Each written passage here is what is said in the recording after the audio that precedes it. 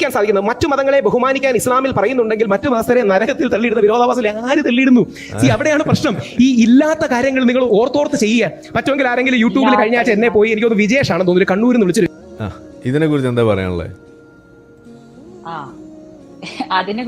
ഇതാരട്ടത്? ഞാൻ അട്ടത്.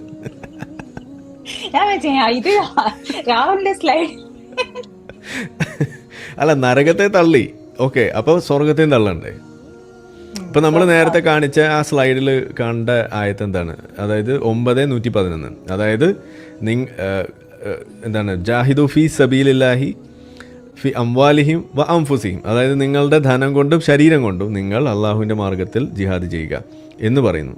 ഇനി അതിനുശേഷം പറയുന്നത് അതിൻ്റെ ഫലം അത് പറഞ്ഞുകൊണ്ട് പറയുന്നതാണ്. അതായത് നിങ്ങളുടെ ധനവും നിങ്ങളുടെ ശരീരവും സ്വർഗത്തിന് പകരമായിട്ട് ഞാൻ നിങ്ങളിൽ നിന്നും വാങ്ങിച്ചിരിക്കുന്നു. ഇതാണ് 9:111 പറയുന്നത്. അപ്പോൾ